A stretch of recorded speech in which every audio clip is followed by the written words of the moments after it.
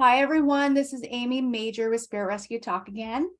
I have another wonderful guest who's going to actually explain a lot of things to us, maybe some things you've never heard of, maybe some things you have, but also to provide clarification on some maybe stereotypical things that you've heard in the past. She has a wealth of knowledge for the spirit world, for healing, for Native traditions. And so I just want to introduce my guest, GiGi, and I'm going to have her explain a little bit about her background and tell us a little bit of how she got to where she is today. Hi, GiGi. How you doing? Hi. Fine. Thank you so much for having me on the show. I really appreciate it. Oh, I'm thrilled to have you on, and especially with your background. And speaking of background, can you tell us a little bit about what you do? Yes, at this moment, right now in time, as a grown up, I am a shamanic healing practitioner. I am an ordained earth steward, spiritual healer, and minister. I am enrolled in a tribe. Most people jump on immediately and say, "Oh, you must be the tribe's shaman," and I say, "No, no, no, no, no, no. Shaman is not something that we call ourselves. It's when a person starts addressing themselves and say, 'I'm a shaman,' they're going into their egoic self. And when you do spiritual work, it's all about channeling spirit and working with spirit. So that ego should not even be involved in it. And basically, I do offer my services to my tribe that I'm in. I also work with people who come to me. I sometimes have people just contact me, and they may have a simple question about how to handle something. We do, as shamanic healing practitioners, we do a lot of energy work on the body. And as we know, energy can also contribute to physical illnesses. So the realm of what shamanic practitioners do is just huge. We do land blessings, we do clearing of homes, we do blessings of homes, we heal the land, we journey to ancestors, we heal ancestral lines. There is so much that is open to us because we are literally between both worlds. We're in the middle world, which we are in, and we are also in the spiritual world. So we have as they say, we have a foot in each world. And I know how important it is for this world to have titles. I know how important it is for people to kind of put things in a box and then classify it as a certain title or expertise. And I think that's kind of why they kind of say, "Are you a shaman?" But in your traditions, that's something more of something that's understood and Yes. practiced rather than given an actual title. So I do honor that with your tradition and everything that you do. I do a lot of what people would call shamanic work Mm-hmm. myself as a rescue medium with attachment removal, energy clearing of homes, spaces, and a lot of the practices that we use in our new age traditions come from tribal traditions. And I know they're very sacred in the work that you do, but is there anything that you could share with us today to kind of give us an idea of how you do clear some of the land that you go to? A lot of to clear land. I can't share too much because it is sacred work, but we do connect first with spirit, Mm, because as a healer, people say, "Well, I'm a healer," and it's not. We're not actually the healers. We have the gift of channeling spirit's energy in to do that healing. We are like the vessel, or mhm. as we call in shamanic practice, the hollow bone. And it is through that we would be able to get the information. We set intention, we connect to spirit, and we are guided in what we need to do to help that land. Mm, Does that land need something brought back to it? Does it need a clearing? Is there something for the owners of the land to do? Do they need to do some type of ritual? We are then channeling what needs to be done, how to do it, and sometimes it's something we need to do, but we also work with the people of the land. Do you We find work with the spirits of the land. that's what I was going to ask? Do you find that the land talks to you as well? Oh, very, very much so. Not only the land itself, but also the ancestors of the land. Mm, very much so. I have found in my experience that there's a lot of personality that comes from the land, the ancestors of land. I do live in New England. We do have a lot of history here. Yeah. The multiple layers of history, and depending on the layer of energy you step into, the layer that you're clearing and you're healing and transmuting can tell a whole history, and really can come up. They're not necessarily in spirit standing right there, but you're linking into the energy, which can call them in, and you can receive guidance from Correct. people that are Correct. connected to the land. So I know how important that is. And yes, New England, my husband was former military. We were stationed, one of the first places we were transferred to was Massachusetts. Hmm. And at the time, unbeknownst to me, uh, on my mother's side, there are a lot of ancestors that came there and helped settle the land. I also have native ancestors that were there. And so there was a lot, and I wasn't quite connected because I had blocked everything. I didn't want to deal with the energies and the gifts I had, and it just kept poking at me. And so, you come down in the morning and you find your antique buffet with all the doors open, and you're like, okay, why? And so there's a lot of spiritual activity all through the New England area that's absolutely unbelievable.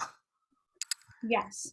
I can't say, I'm originally from California, and I went from the west to the east, and I can't even begin to describe the changes of vibration, the density, the history, the thickness in the Yes. air. It's more than just, we don't get as much sun. It's really layers upon layers of Mhm. residual energy left Absolutely. behind, especially in this area. Mhm.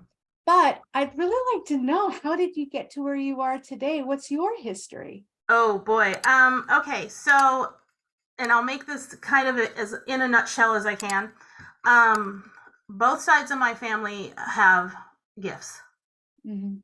and so at the age of 2, I started exhibiting those gifts.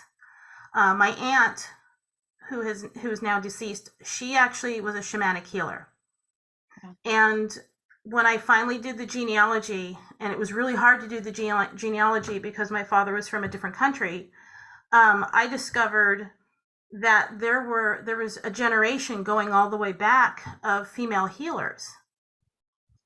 And so by the time I was 5, I was in a Christian kindergarten, and my mom would tell me, you would tell us about dreams where you were talking to God.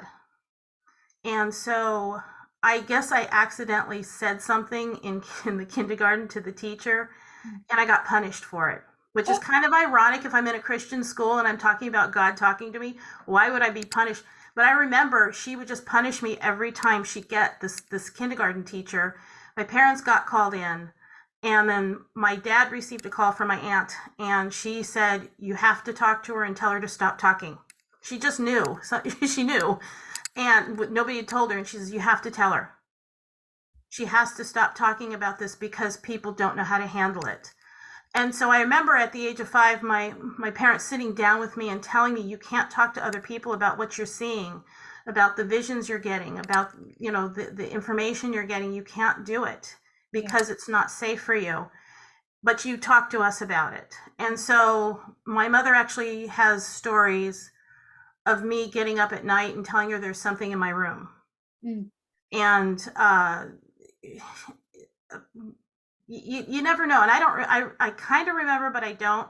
And of course, you can't control what energy wise comes in your room. So you may have the good, the bad, the ugly that come in your room. Right. And so she'd say, do you want me to come sit with you? And I'd say, no, God's going to protect me. So I Oh, had a strong faith there. good. Um, and it kind of was dormant for a long time. And I'd have deja vus on occasion. There was stuff I just knew. I just knew it. And by the time I was in my 20s, it started to emerge again. Mm. And by the time, and I kind of ignored it. I kind of was like, no, no, no. And then by the time I was at around 32, 31, 32, it came full force. And I was hearing spirits. And I knew I was hearing them because our dogs could hear it and they'd start barking. So I know, okay, you're hearing it, I'm hearing it, I know it's there. I was seeing apparitions. I just knew the psychic medium part just kind of came out. And I didn't really explore it much. And then I started taking training because I told my husband, I said, if I don't do something about this, I'm going to go nuts. Mm. And that's one of the things. If anybody out there, the more you try and suppress it, the stronger it's going to come out of you. And to the point of where if you feel like you don't do something about it, you feel like that's it, I can't handle it anymore. So at that point, I with his support, I started training. And I continued on, and more things just kept happening. But at that point, there was no teachings of boundaries. There was no teachings of intention. So, you do things and then you're like, okay, why do I have like 15, spirits hanging around here, And I actually, by the time we had gotten to New England again, I had trained, I set up a training session with Rita Berkowitz. Oh yeah, I know Rita. She's awesome. She's a fabulous person. I spent a full day training with her. It was exhausting, but she verified and she gave me the confidence in what I had. Good. Which helped further my process here. Right. And by the time we got out to the Pacific Northwest, I didn't know what to do. I had spirits touching me at night when I was sleeping. I could hear them walking. I could hear them over the baby monitor, and I'm getting ticked off at this point. And desperate attempt to find out what I should do. We saved up money. I actually had a reading with Chip Coffey, and he kind of steered me in a good direction. And he got in touch with my native ancestors. He got in touch with my dad, and by the time I finished that session and I sat with it a couple days, I knew what I had to do. And they always say that you don't find your teacher finds you. Well, honestly, that can happen, but you do have to do a little work for it. You can't just say, okay, the teachers are going to line up and here we have it. It doesn't work that way. And so I found Sandra Ingerman's teachings. Mm-hmm. And so I contacted a teacher. We started talking, and I started individual sessions, and then I started and I told her, I do not want New Age shamanism. I want traditional. I'm Native American. I want the traditional to honor my ancestors. Mm-hmm. And so from there, I just completed the final ceremony to do this work. But like I said, the learning never stops. You continue to learn all the time. So pretty much that's where I've started from at a very young age to where I am now. And it's been a long journey. It's been a difficult one, but no journey is simple. And it's so disheartening to hear about so many children. And this is personal to me as well with my upbringing in my childhood, is that so many children are ignored, or they're told to be silenced, or they're said that that's not right. You're wrong. You're seeing things. This doesn't exist.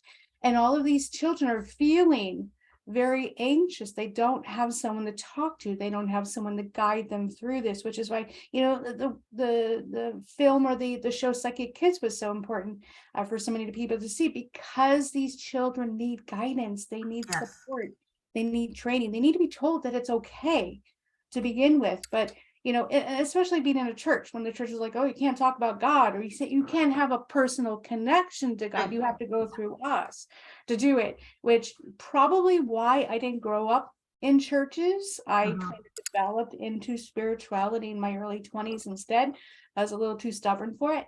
But I think that, as you said, there's a lot of kids out there that need this support, need this guidance, which is why we're talking about it more often. We're teaching the parents that it's okay, so that they can be okay with their children being gifted. Exactly. And the parents also need instruction. So that's a lot of things that I know of at least 2 different practitioners. One of them was also another teacher, that they work with children. And you have the parents there because the parents need to see what's going on and how to help support that child. The Right. problem is the parents want nothing to do with it. And Mhm. so it's kind of like it's kind of like watching those TV shows where you know, Caught on Paranormal or whatever that show is, to where they're like, yeah, I decided to go into a haunted house and I start, you know, and I got attacked. Well, what were you doing? Well, I was screaming at the spirits. Well, these were living people. So in the after, when they cross over, they're still that person. Right. And would you walk into a stranger's house and start screaming at them? They'd probably belt you one. Well, a You lot of know? people aren't familiar with spiritual etiquette. Yes, that's and it shows a lot of the ignorance we have, and the people, unfortunately, the people that are dabbling at this point in the different things like the shamanism and the Wiccan ways, they're dabbling in it and they're conjuring things up, and what they're doing is they're releasing more energy into our environment. Right. And at this point, a lot of the light workers, a lot of us are focused on trying to get education out to everybody, and also to make them aware that screaming at a person transmits energy, the toxic energy, and it adds to the environmental energies and the lower vibrations. And that instead of screaming at somebody, take a deep breath, Hmm. transmute it somehow. And I mean, I've told people this, I've actually walked people through this. You just transmute it. Take a deep breath. Sit with that feeling for 90 seconds. Let yourself feel it. If you're angry, you're grieving, you're sad, whatever it is, feel it. Just open up and let you feel it for that 90 seconds, and it'll go away. Well, I think one thing that we need to educate the general public about the most is reminding them that spirits are not things, they're not objects. These are souls or soul fragments of people that were alive that have somehow stayed behind due to whatever reason is, and they're actually needing help. They're Yes. needing support, they're needing guidance. So getting angry at them, provoking them, getting them to respond just for entertainment value really isn't coming in and doing the work that needs to be done. But there's a great uprising of mediumship that specializes in helping these earthbound spirits and in the work that you do to really kind of come in and be the counselor for these spirits and be the advocate, be the voice, be the person to tell their story, to say, look, this is not just a cloud of dust that you're talking to over here. This is the essence of a person that was alive that went through trauma. Mm-hmm. Let's talk to them like a real human being instead of Exactly. yelling at them and throwing stones to say, what is this? It's spooky, scary. So I think there's a huge uprising of knowledge, education, awareness Mm-hmm. that we're providing. What do you do other than doing the work, which is extremely important? How do you get this information through to the general public so that they're not as unprofessional as we like them to be? As right now, everybody's on Facebook, everybody's on Twitter, and this is where all the conversations are.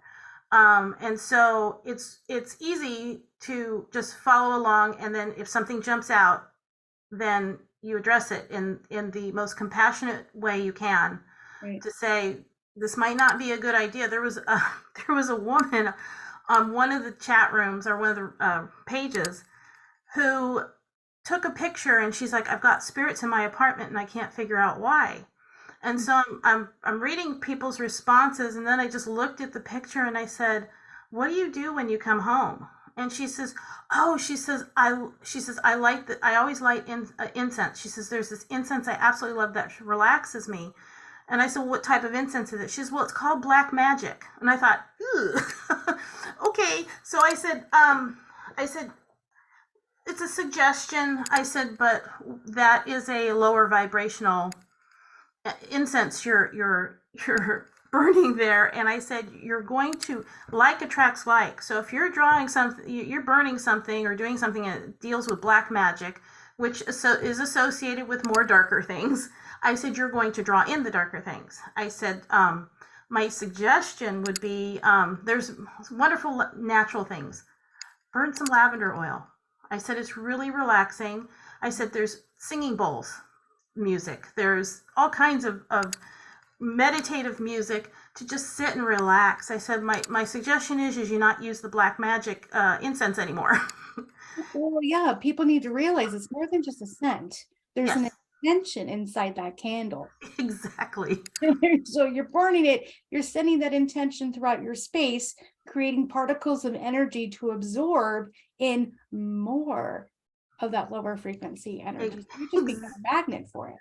Exact, and also you have people who buy all the quote ghostly gadgets, and they have them around their homes and they're using them. And I've had to address a couple people and say, you might not want to use that, like especially in the realm of your own home, because what you're doing is you're attracting. It's like putting out a neon sign going, "Come here, come here, come here." And I said, and you don't have intention set up, so you don't know what's coming here. I My husband did this to where on his phone he found an app that would take pictures of spirits through a camera. So he's like, well, I'm going to try it, and I'm like, well, I said okay, and he tried it, and so he has the curtains open, and we were in Milford, Massachusetts, and he says, look. And you could see outside the window, you could see these outlines of figures, and one of them had a set of horns.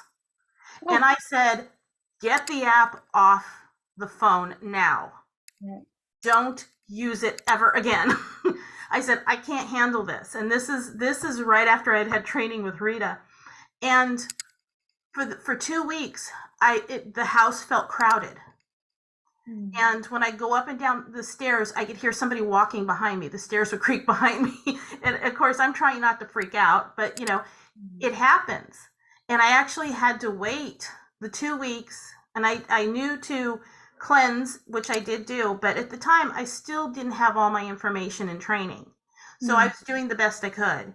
And it eventually, they left. But it happens. And even with people that are really strong in their gifts, the brighter that light is within with that the gifts, the more you're going. It's just like turning on a bright porch light and having moths come to it. It's kind of like that. And you have to set up perimeters. Yeah. If you don't set up boundaries, you're not going to get any rest, because spirits they have no need for time. They have no need for morning and night, and I'm sleeping and things like that, because they're energy. They're pure energy. Right. And so it's not important to have that physical schedule to maintain.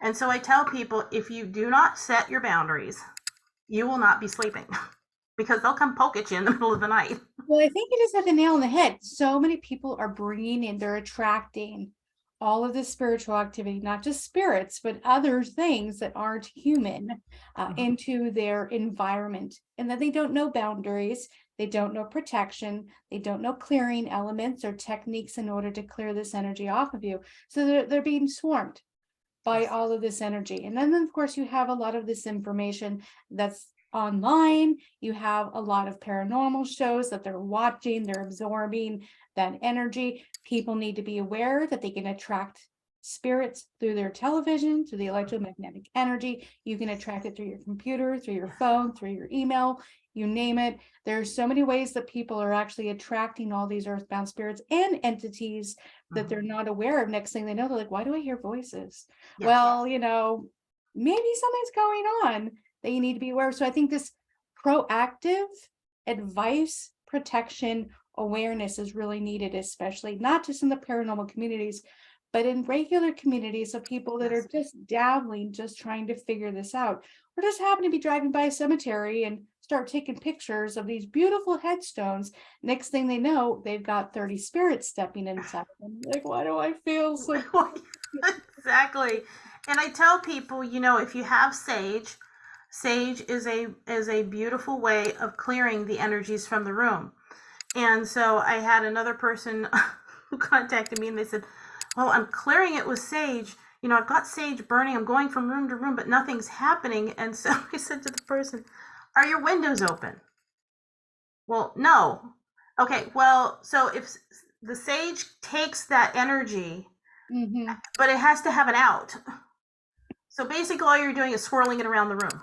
I said, so you've got to open a window so it gets released out. Right. And I said, at that point, anything negative that is being released, lower vibrational, I said, you want to send light and love.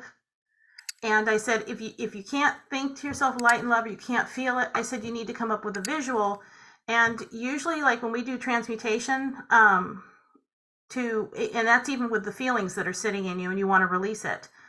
You, like I said, you hold it, you feel it, and then when you release it, you do a visual. You do like 1,000 happy faces bubbling out of you.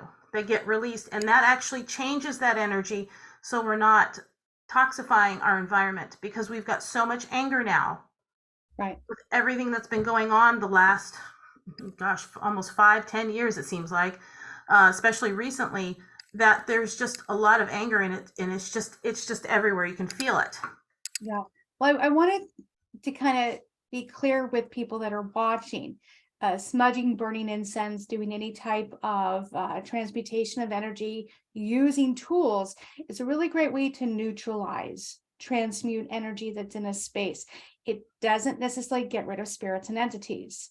What it does is it shifts the vibrational frequency of your space, aligning you to a higher frequency, a tone that makes an uncomfortable environment for these spirits, which is why we do it, to clear out a lot of the stuff that the spirits are projecting into this space.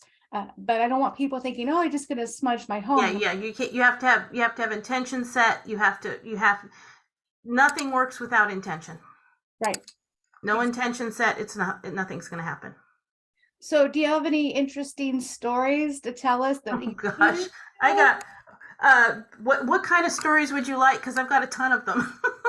Well, what is your most memorable story, the kind you sat there and he goes, I cannot believe I'm doing this right now. I would never in a million years believed I would be doing this today. I recently, because I do psychopomp work, which is the crossing of souls, the stuck souls in this world. I was in our room, and we have a hallway, and always at the end of the hallway seems to be like an opening where I've got spirits coming in, and I put up boundaries, and sometimes something gets through. And I was sitting on the bed, I was folding clothes, and I looked up and I could see a black outline. And of course, the egoic part is like, and I'm like, well, wait a minute, you don't know what it is. And I thought, yeah, but I have boundaries up. So I re-put the boundaries up, the figure disappeared. So for 3 nights this happened. And on the 3rd night, I'm like, I really need to find out who this is. Mm-hmm. So I just sat there a minute. I let the being in because I didn't know what it was at the time. And as I'm looking at it, I'm like, oh my gosh, it's a bear. It was a huge bear. And the bear, I said, do you need help? And he said, yes. He says, I got caught in the fires because we've recently had really bad wildfires here. Mm-hmm. And I said, what is it that you want? And he said, I want to go home. So I called in my guides. I explained what the process was. I said, are there more of you? And he said, yes, there is. There's a lot of us. Wow. And I said, okay. I said, I'm going to open a portal for you. But I did it with the help of Saint Michael, and I also did my psychopomp guide. And I said, as you walk by me, I want you to pause because I want to honor you for your life. And if there's any healing, I said, I can see what I can do for you. And I said, and I made the general announcement, this is going to be open for 5 minutes.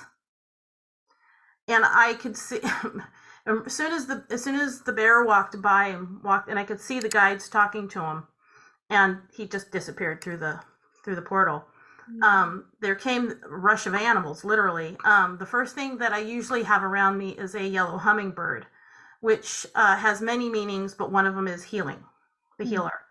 And I saw everything. I saw raccoons, I saw birds, I had owls perched on my head, and I'm like, okay. Okay. So after 5 minutes, I said, okay, I'm closing it, and I saw a little cub come scampering down. I'm like, come on. And it was scared, so I called the big bear back. I said, can you come and lead this little one? And so he let him in, and it closed. And I did, there were more animals. I could see them, and I'm like, I'm going to open it again, but not right now. I said, it may take a week or 2. And so these are things that regularly happen to me. I have had some not so nice stuck souls come through, Mhm. and one of them woke me up in the middle of the night making noise on the baby monitor. Mhm. Yeah. And I heard it, and of course, what's the first thing I did? This is before I had all the rest of my training. First thing I did was freak out, and then I'm like, nope, not listening to it. And I'm like, quick, and I went back to bed. And every night, this being would do this to me, and I heard it again, and I said to my husband, I said, wake up, you got to hear this. And he says, I hear it. I'm like, okay, so I just wanted someone else to hear it so I could say, okay, see what I'm going through. Right. And so I reached out to my mom, who also, she doesn't utilize her abilities, but when she needs to, she does. Mhm. And she says, I said, this is what I'm getting. I run it by her. This is what I'm getting. I'm Mhm. getting there's a man upstairs. Okay. And I said, his energy is lower vibrational energy. So this man is either angry or there's something going on. And so she said, she came into the house and she's like, yep, he's upstairs. He's upstairs now. I said, yep. So it's kind of, we're bouncing off each other. And I said, what do I do? And she goes, you tell him to leave. So the next opportunity, I said, you need to get out of this house. You don't belong in this house. And that was before I knew my psychopomp work. And Yeah. I said, you need to get out, because I didn't know what to do, and so I didn't. You don't mess. If you don't know what you're doing, don't do it. Yeah. Okay.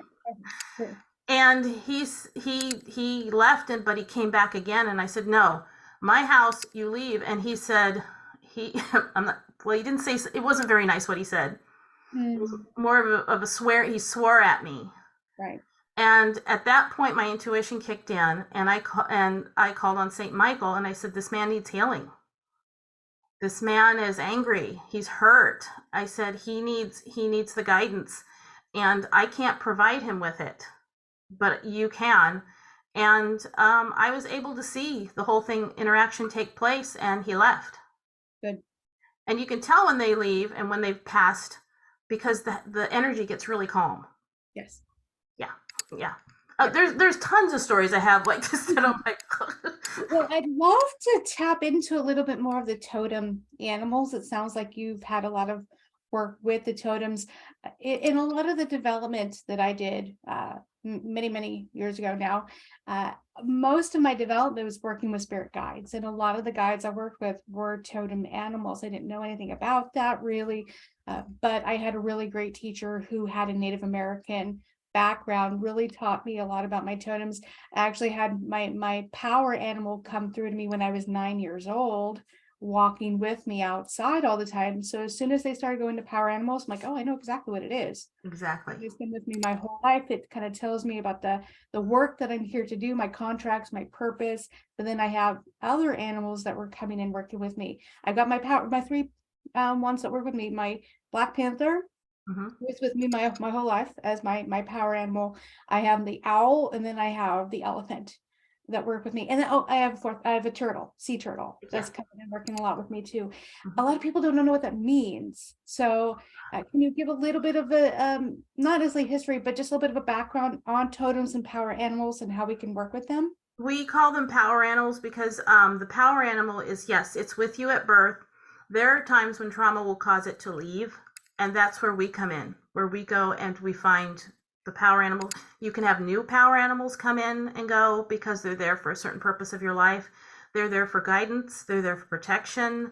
They help a lot, and sometimes depending on what the person is drawn to, ceremony to them to honor them is done just by saying their name or thinking about them. They're there with you. Usually totems we refer to, I refer to them as guides, because you can have a totem as a guide, Right. and you could even have a power animal like a spider. So I mean, there's no limit to what you can have, for a power animal or a totem. um, I have a lot of totems. Yeah. I've got a lot of totems. Power animals, I think I've got like 3 or 4 of them, and one of them is a turkey. Nice. Yeah. So and I've led some children in journey work to where they find their power animal. Right. But again, this is something that you need, that a person needs training to do something like this, because doing things like journey work, traveling between the realms, this is all, it's imperative that the guidance, you can read the books, but it's extremely imperative that you get the training and a mentor or teacher to work with you with it, because then you know what you're doing, because you don't want to accidentally do something. Right, exactly. I just trained a large group of students over the summer, taking them into meditative states, into a journey to meet their power animals. And they had so many of them, they had at least three each. And I'm like, and usually 20, 25 years ago, we had one or two. So I Yeah. think more power animals are coming in these days to really help people on their spiritual journey, on their healing journey, just in their soul journey, at all. And I think these power animals are here to provide assistance, inspiration, healing, Mhm. guidance for us, and they work through us, and they inspire us, and they transmute, and they heal, they change, they do all these things. And a lot of people are like, well, how do I connect to them? Well, a journey for one. But I also say, there's this one thing I always say is, pay attention. What's your favorite animal? Mhm. What's the animal that always comes through to you? What do you collect? It's like I have my elephants, I have, my Black Panthers. I just collect these animals. The animal calls to you. Correct. You're connected to it all the time. You Mhm. don't have to guess. You should know Yes. what your animal is. It's just it's part of who you are. It works through you. So I use that a lot. Yeah, and that's excellent. That's absolutely excellent. And as a shamanic healing practitioner, we can go in if we have a client who comes to us and they say, I'm not sure. Usually people have an idea. Yeah. They can. It's not. We cannot. We are not there to diagnose like medical problems. Mm-hmm. We refer. That's off limits to us. So Right. we do not. Okay. Well, it looks like you've got some cells here. You need to go see a doctor. That's where the referral comes in. But also, we work very highly with the power of words. So we're not going to say, okay, it looks like you have a blood clot here. It's just something where you use the most compassionate and loving words to, you said you had a headache. It might be something you might want to actually, when at your next doctor's appointment. Mm-hmm.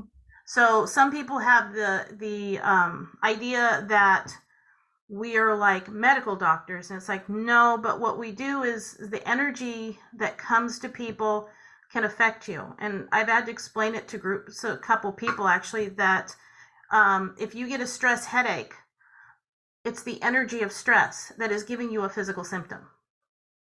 Right. That, the bottom line, that's all there is to it. Now we can take a pill for it, or we can journey to it and find out what the root of the problem is. Mm-hmm. Did you pick up excess energy? Do you have energies that don't belong to you? And I explain that to people. It's simply like putting on your shoes and walking outside and walking through a big patch of gum. That gum are the energies that are attaching to you, and you've got to get it off because it's going to affect how you walk. Yes. So a lot of times we do power animal retrieval. There are other energy retrievals we can do, energy removals. There's all, like I said, there's just so many things that unfortunately in this day and age everybody needs a resume. So whereas before your ability was known and you could just simply, this is who I am, now we have to provide, as I call it, the colonial way resumes. If they had resumes in the 1600s, that's what we would have had. Yeah, you gotta have that credibility, the Exactly. credentials, the resume, the referrals. You have to be accredited. They're even in Massachusetts, natural healers, spiritual healers may have to now become certified and get certain legal requirements in order to do the work they do. But we're like, okay, how do some of them do that? Because of the work that they do. So now we have all these accredited programs, certification programs. And I know it's very difficult in the line of work that you do to be able to have that. So, and I don't think you should. I really don't. This is sacred work that really shouldn't have a piece of paper that says, look, I'm credible. I can do this. It's, by the energy, by what you do, by your knowledge, and the things that you perform, the things that you change, transmute, and really help people. The proof is in the pudding, as they say, and the work that you do should be suffice to help people see that it is getting done efficiently. Exactly. And as Sandra Ingerman in her teachings point out, shamanism, so if you had a community shaman in a tribe, 1,000 years ago, they didn't hang out a shingle that said $25, or $40 for a treatment. Right. So a lot of times, we just simply don't charge. I have a teacher that doesn't charge money. She does a trade. Mm, You know, let's trade something. And she actually did a service for me, and so I gave her something. I didn't pay money, and I explained that. And unfortunately, people in this day and age have a hard time understanding that. Is that I'm not going to charge you, but we have to do an exchange of energy right. because I'm giving you energy work, so we exchange our energies. And I told somebody, because she said, I feel really bad because she said, I don't want to have you do anything for me because I can't pay you. And I said, this isn't about monetary. I Mm, said, a thank you card is an exchange of energy. If you want to send me a packet of seeds, send me a packet of seeds. I said it could be anything. It could be anything you feel compelled to. If you feel not like you don't want to send something or you don't want to exchange, I said that is also your decision. But the point of having somebody charge like $1,000 for a land blessing or cleansing of the land, it's we're defeating our purpose because this world needs it badly. yeah. Yeah. I mean, I do charge a minimal fee Yeah. for transportation. Gas is kind of Yeah, expensive of these course, yes, and that's to be expected because how are you going to get to people?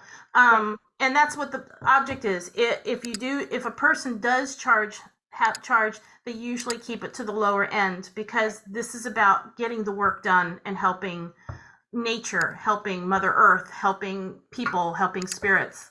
And so I think some people have lost focus Right. when they start charging, $500 for a house blessing.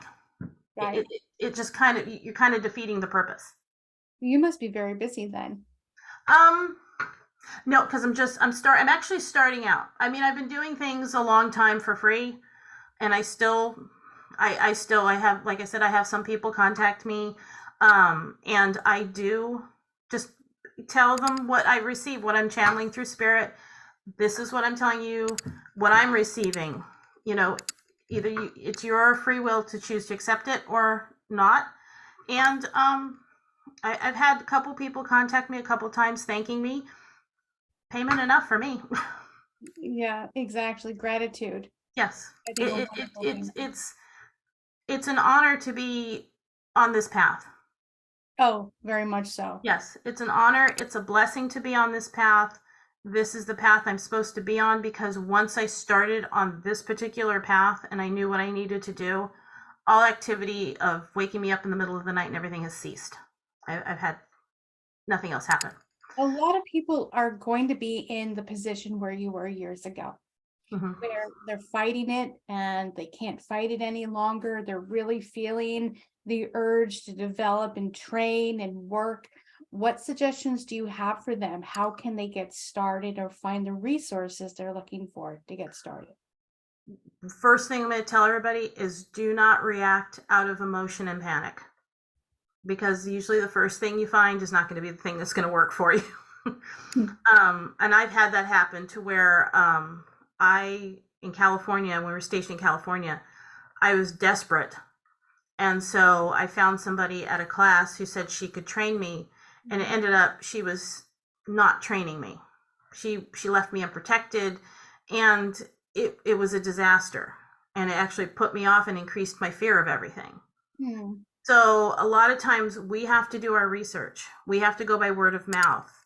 Um, Finding my teachers, I was led to it, but I also do research.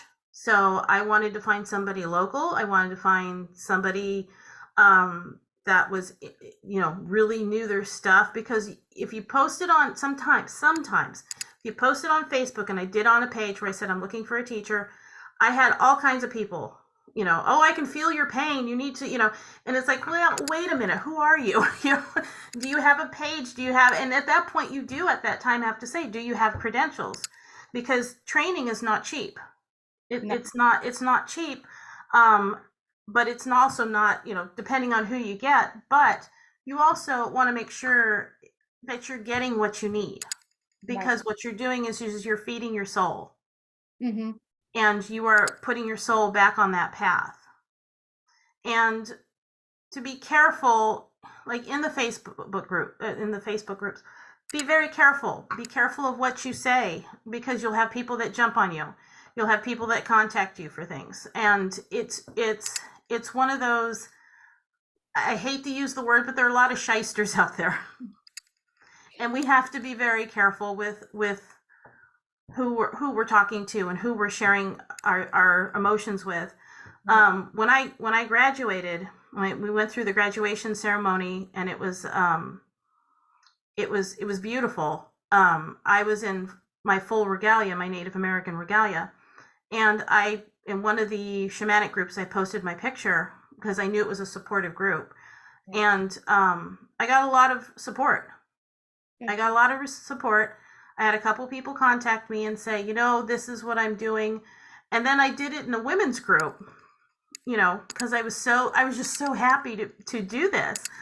I had a woman who contacted me, and she just started doing a reading on me. Oh. She went into my energy, and she started doing a reading on me. And I thought, whoa, wait a minute. First of all, I didn't give you permission to do this. Right.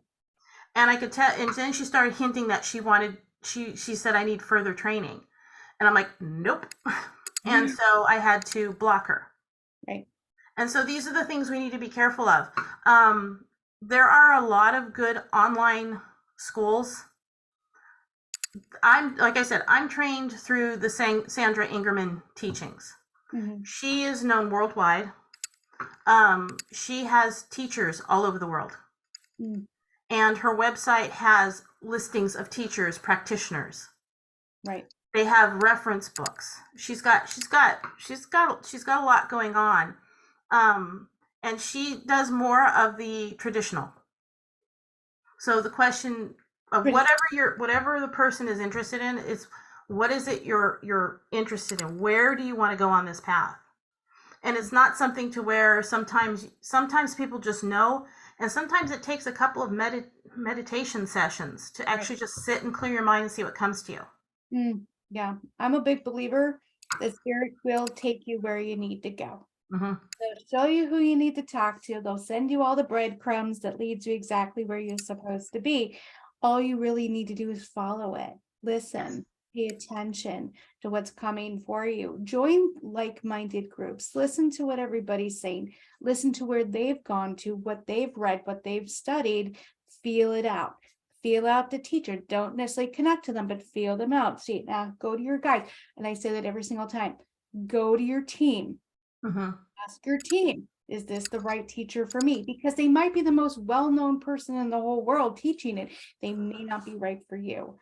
You have to go to where your team feels is the most accessible and the right type of information for your specialized type of work. If you're very unique, and your lessons you're teaching should be unique to you, not everybody as well. Exactly. I do know the Great Rescue Program, kind of teaching it myself. So if, I do have the rescue mediumship site for people who are doing it, but rescue mediumship is very different than the work that you do. I really have to say it's the same foundation. I really have to say it's all the same, just different terminology, different techniques. Yes, it is exactly the same. We have done there were only 4 of us in our class. We have done group rescues. Yes. So in a group, and I remember for homework during one class, it was, whatever I had to journey, whatever I was drawn to help the soul.